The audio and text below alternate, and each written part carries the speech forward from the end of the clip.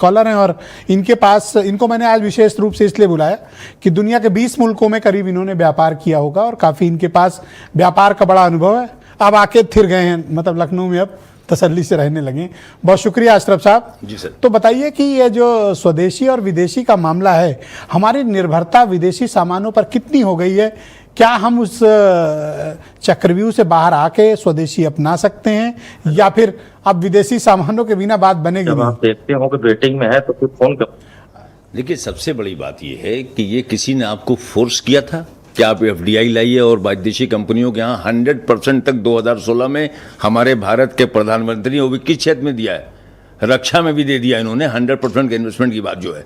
तो कहने का मतलब किसने फोर्स किया था आपको? जब एफडीआई को इतना आपने प्रमोट कर दिया, एक सुई भी मालूम हुआ कि आजकल जो बाहर की कंपनियां आके यहाँ बना रही हैं उनकी सेल अपने आप। पहले क्या होता था, क्या हम लोग अच्छी खासी उम्र हो गई, क्या उस जमाने में कोई सामान मिलता था? बाहर से चीजें आती थी, इतना हाई कस्टम होता था, कोई बाहर से ला नहीं पाता था।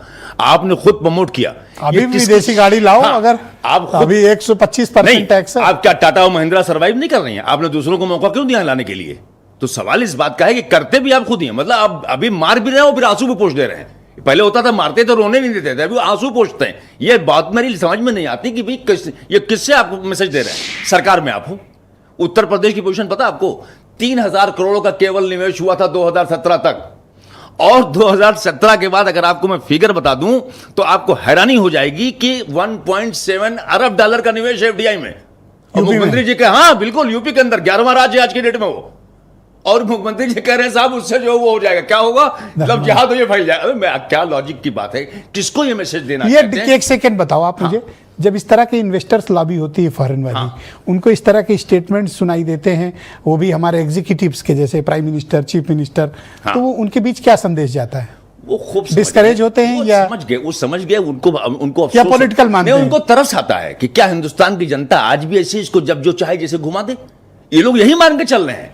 इनके दिमाग में कि उनके पास कहां वो फोन है, उनके पास कहां वो चूतो गांव में अपना खेतिया जो है हथियार लेके काट रहा है। मुताबिक 2 अरब डॉलर का उत्तर प्रदेश जो हमारी व्हाट्सएप के फॉरेन इन्वेस्टमेंट है। जी सर, 2 अरब डॉलर का यूपी में इन्वेस्टमेंट 1.7 अरब डॉलर का 2019 के बाद से अब तक। और आप बता रहे हैं साहब हम तो ये हो जाएगा, ये किसको? इसीलिए मुझे हंसी आ रही थी। एक बात बताओ, हमारे चीफ मिनिस्टर ने आज कहा कि ये छांगुर जैसे लोग या विदेशी हाथों में अगर मुनाफा गया तो हिंदुओं को मुसलमान बनाया जाएगा, धर्मांतरण होगा। सिंगापुर के इन्वेस्टमेंट मालूम है कितनी एफडीआई? 30%। ये सब डिबेट जवाब करने में मुझे हंसी आ रही है, मुझे एक भी बात का जवाब देने का मजा नहीं आ रहा। ये किसके लिए डिबेट है? 30% इन्वेस्टमेंट सिंगापुर की, 17% मॉरिशस की, यूएसए की कोई ओनली 11%। तो ये भी लॉजिक आपकी गलत है कि साहब इसलिए कि चूंकि ट्रंप आप पे दबाव डाल रहा है।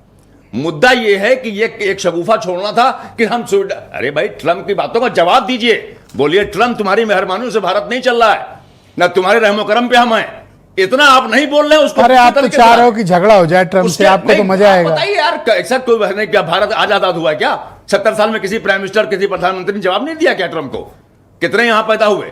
क्लिंटन जैसे भी लोग भी थे, बुश जैसे लोग भी थे। ऐसी क्या मजबूरी आपकी आ रही कि आप आप स्वदेशी की? धन्यवाद सर, आज थोड़ा वक्त कम है, सहयोग करें। साहब आप तो मुझे कम वक्त देते हैं। जब मैं आज इंटेलेक्चुअल डिबेट कर रहा था, जब कोई धार्मिक डिबेट होगी तो मुझसे कहेंगे बोलिए।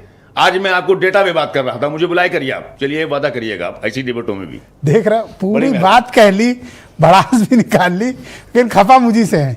बहुत शुक्रिया।